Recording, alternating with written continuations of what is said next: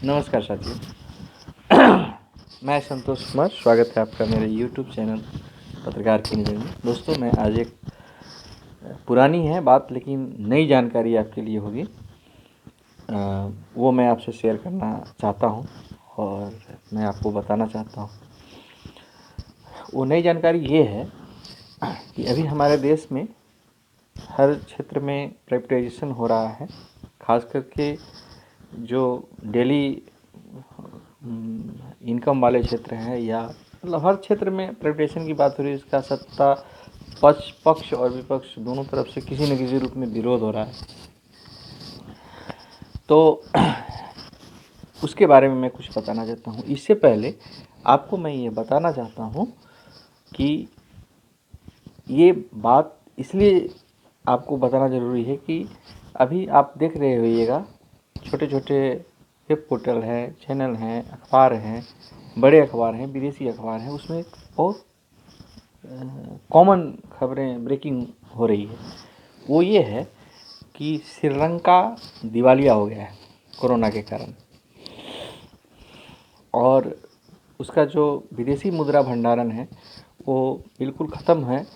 मतलब और विदेशी कर्जा जो है वो काफ़ी बढ़ा हुआ है, $7.6 बिलियन, और उनके पास जो विदेशी मुद्रा भंडारण है $1.6 बिलियन ही रह गया है, और $500 बिलियन अभी चुका देना है। अगर नहीं चुकाएंगे तो साल के लास्ट तक इनका काम तमाम हो जाएगा। तो आप बोलेंगे कि ये बात आप क्यों बता रहे हैं? ये बताना इसलिए ज़रूरी है कि हमारे देश में जो प्राइवेटाइजेशन की बात जो मैंने बताई कि मुझे बताना है आपको, ये क्यों हो रहा है। कुछ ऐसी स्थिति हो गई थी हमारे ही भी देश की 1990 में। जो आज़ाद भारत को जब आज़ादी मिली, जो हम क्लोज इकोनॉमी की बात किए थे, बाबा साहेब भीमराव अम्बेडकर, पंडित नेहरू थे, सरदार पटेल थे, बहुत सारे नेता थे, महान पुरुष लोग थे। उन लोगों ने ये अपने ही देश के एसेट से अपनी अर्थव्यवस्था को ठीक करने का संकल्प लिया था, जिसमें कुटीर उद्योग वगैरह की बात थी, स्वदेशी अपनाओ का नारा था। और आज स्थिति ये है कि जो भारतीय जनता पार्टी स्वदेशी अपनाओ का नारा दे रही है वही प्राइवेटाइजेशन कर रही है।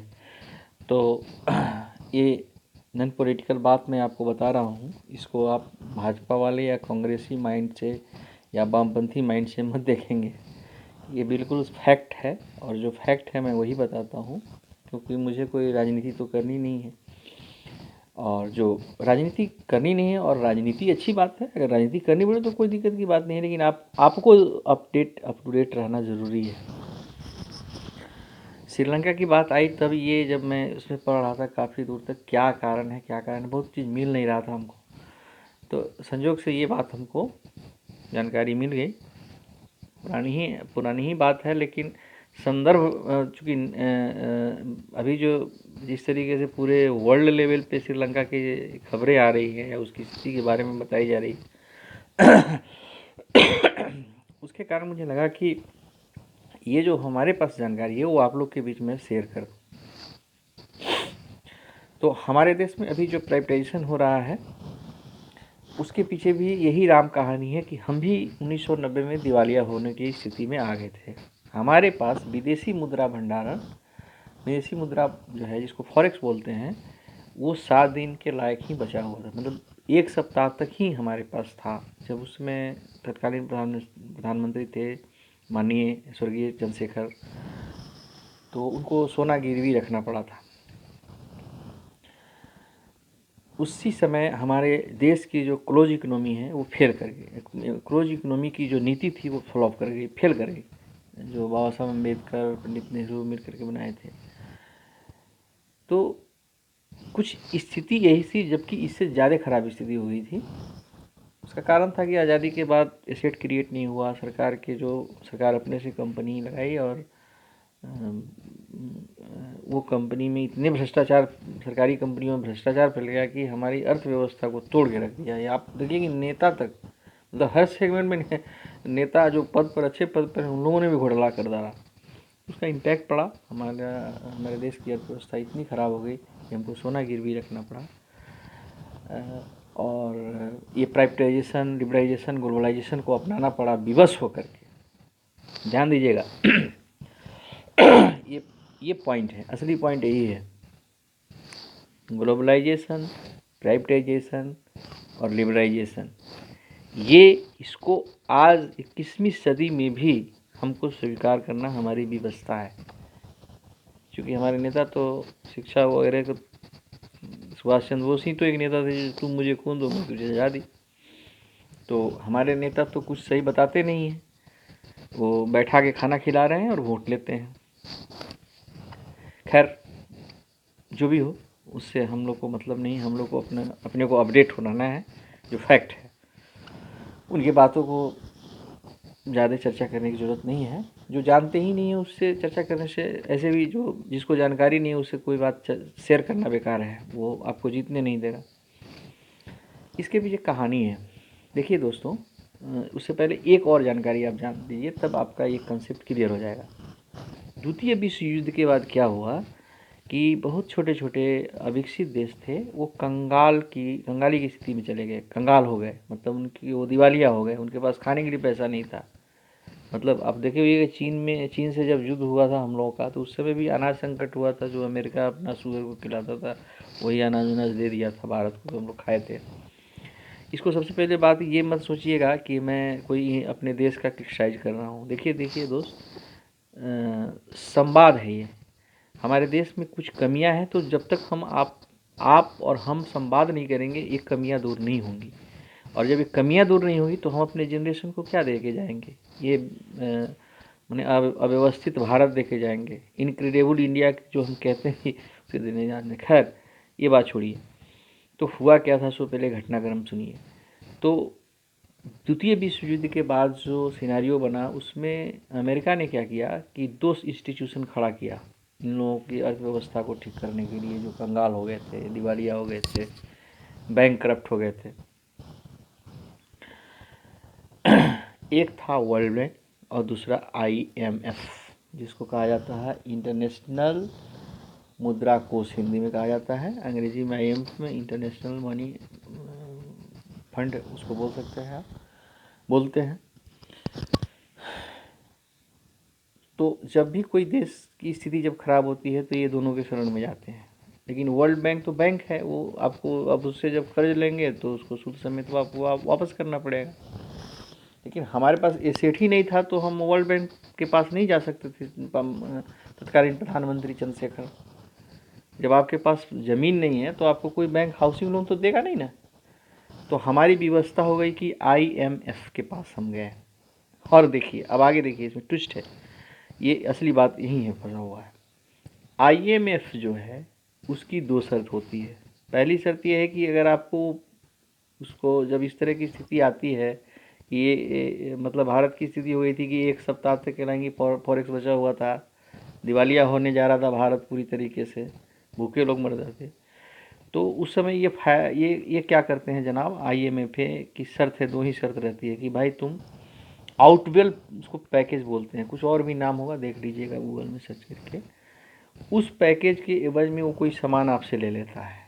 मतलब मान लीजिए कि वो कहेगा कि ठीक है, तुम भारतीय रेल ही हमको दे दो और इतना पैसा ले लो, भारतीय रेल हमसे मेरा हो गया आज से। दूसरी उसकी शर्त ये है, संप्रभुता।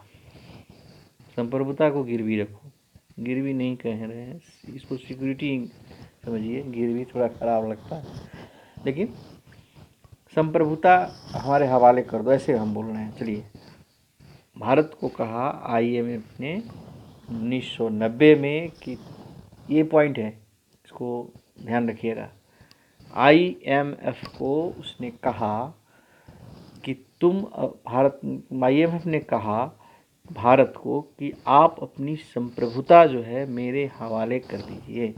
इसका मतलब समझते हैं क्या हुआ? इसका मतलब ये हुआ कि आपके यहाँ कोई भी देश की अर्थव्यवस्था से जुड़ी ही कोई भी फैसले होंगे, उसका निर्णय हम लेंगे। संप्रभुता कर तो आप जानते ही हैं कि भाई हमारे में आपका कोई दूसरे देश इंटरफेयर न करे। तो इसलिए देश को बचाना जरूरी था, लोगों को खाना खिलाना जरूरी था, और लोगों को मतलब आम आदमी को परेशानी नहीं तो सरकार इसी की नहीं चुनी जाती है कि आम आदमी को परेशानी नहीं हो। तो फिर नरसिंहा राव की सरकार बनी, मनमोहन सिंह वित्त मंत्री बने, अच्छे इकोनॉमिस्ट हैं। तो इसमें अच्छा एक बात और है कि ये नॉन पॉलिटिकल बात है, ये सूचना है और ये जानकारी है। इसको उस नज़र से आप नहीं देखिएगा कि आजकल देखता है लोग। खैर आप आगे बढ़ते हैं। तो मनमोहन सिंह जब वित्त मंत्री थे और नरसिंहा राव की सरकार, नरसिंहा राव प्रधानमंत्री थे, और भी इकोनॉमिस्ट लोग तो उसमें क्लियर हुआ कि भाई हम लोग भविष्य में वर्ल्ड बैंक से कर्ज ले लें, इससे अच्छा ये है कि हम IMF को अपनी संप्रभुता सिक्योरिटी में रख दें। अब ये जैसे ही सिक्योरिटी वो रख लिया IMF पे, तो उसने कहा उसने क्या किया, कहा कि देखिए भाई, भारत को कहा कि आप ग्लोबलाइजेशन, प्राइवेटाइजेशन और लिबराइजेशन अपनाइए। LGP इसको कहा जाता है शॉर्ट फॉर्म में। LGP अपनाने के लिए भारत को भी कहा कि आपको अपनाना पड़ेगा। भारत ने इसको स्वीकार कर लिया और ये जो कंपनियां आप देखते हैं, आप तरह तरह की कंपनियां, विदेशी कंपनियां आके हमारे यहाँ में फैक्ट्री खोल रही है, वह बंद हो जाए अलग बात है, लेकिन वो आगे खोलती है और बिजनेस करती है। और हमारे देश की कंपनी कहते भाई, हम लोग कहते हैं वाह अमेरिका का ब्रांड है, अच्छा ये इंग्लैंड में बना हुआ है। अब वो क्या है, अभी तो मैं एक न्यूज़ अभी देख रहा था कि अमेरिका या कोई देश है जो 5G मोबाइल नेटवर्क, मोबाइल का जो 5G होता है, 5G तो छोड़ 6G पे काम हो रहा है। अब हम लोग यहाँ 5G अभी तो 4G हम लोग यहाँ ठीक से चल रहा है, तो वो लोग तो इतने विकसित हैं।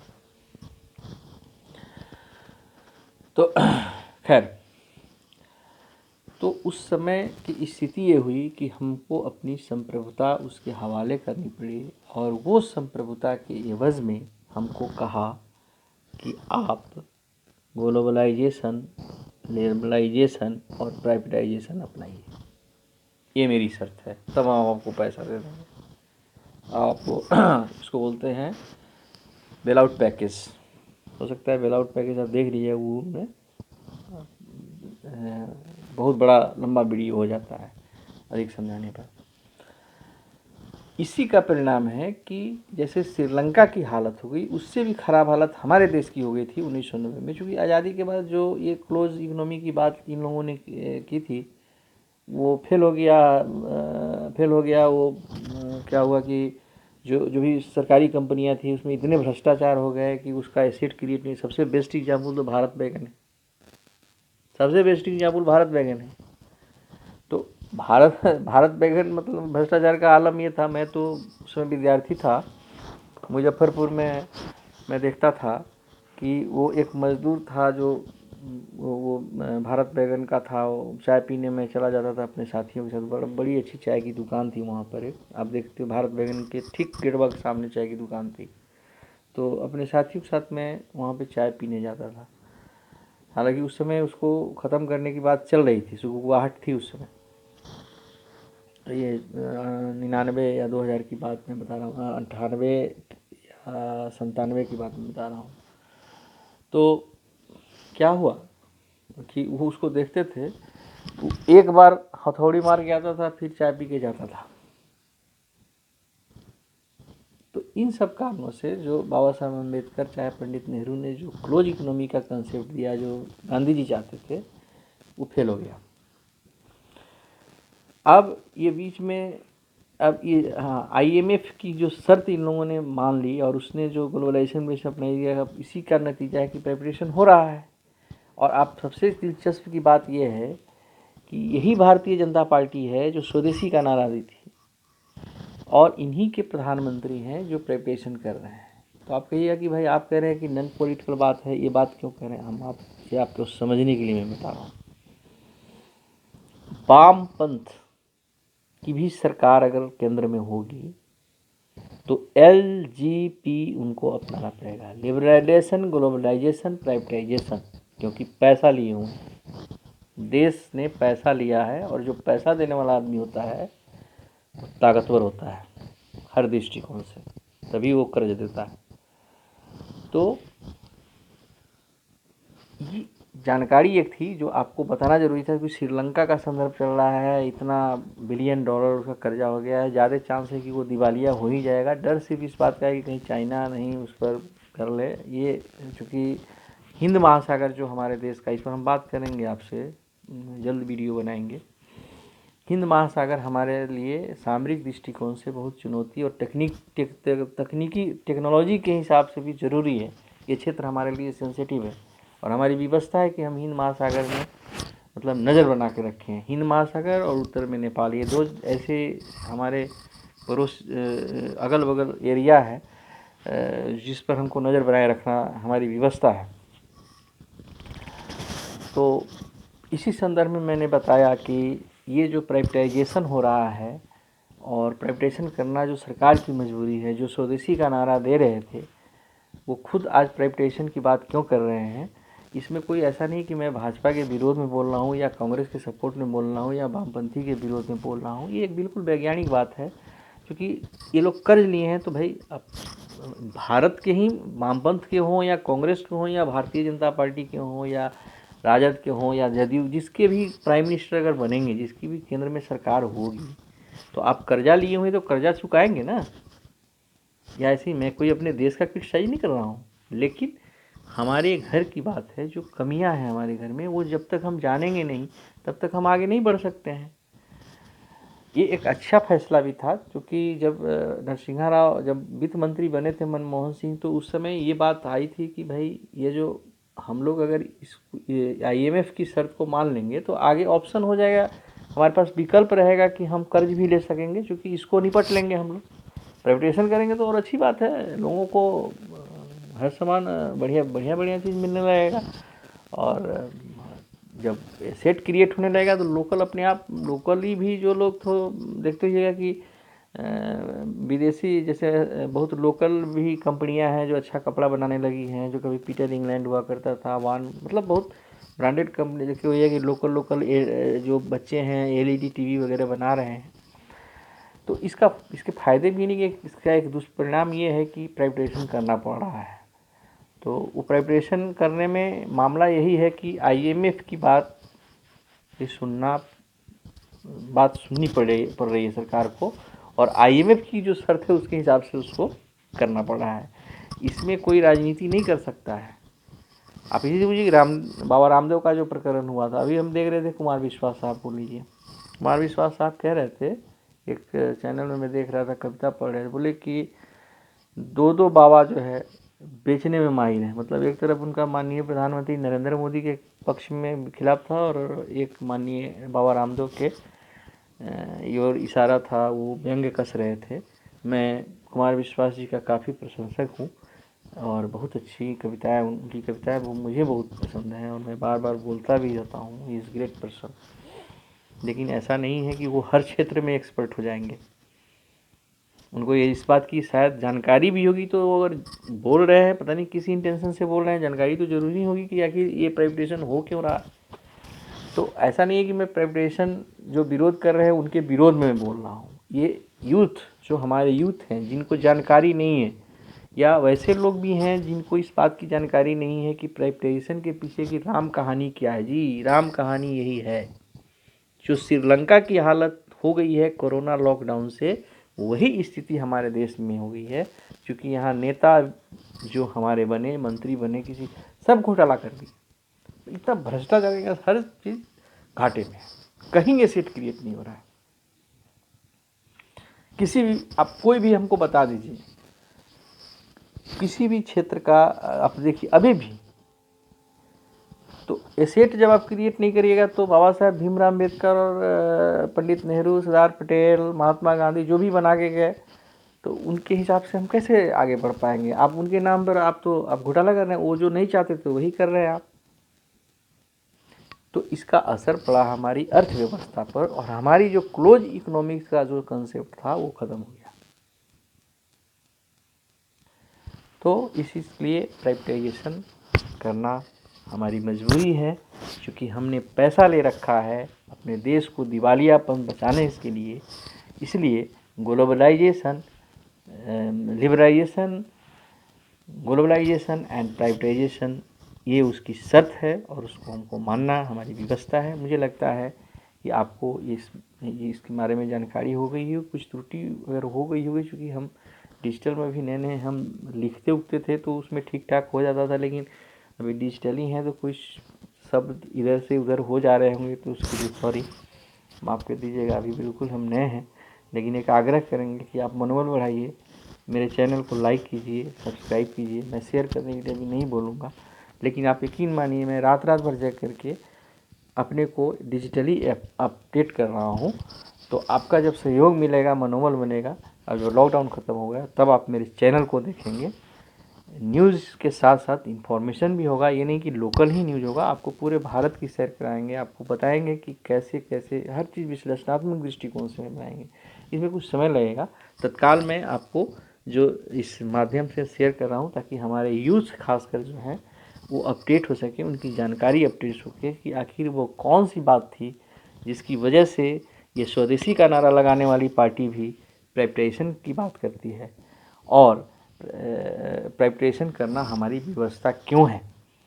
मुझे लगता है कि आपको थोड़ा ज़रूर समझ गए होंगे। अगर कोई कमी रही होगी तो आप ज़रूर हम पर लिखिए, कोई दिक्कत नहीं है। ऐसा नहीं है कि मैं कह रहा हूँ कि मैं भी तो कहीं से देख के ही बता रहा हूँ आपको। मैं हाँ, हालांकि उसमें मेहनत करना पड़ता है, इस बात को लेने के लिए थोड़ा सा मेहनत लगता है, क्योंकि मैं श्रीलंका के बारे में देख रहा था, ये चीज़ हमको जानकारी मिली तो मैंने सोचा कि हम अपने भाई दोस्तों को बता दें, इसलिए मैंने बताया।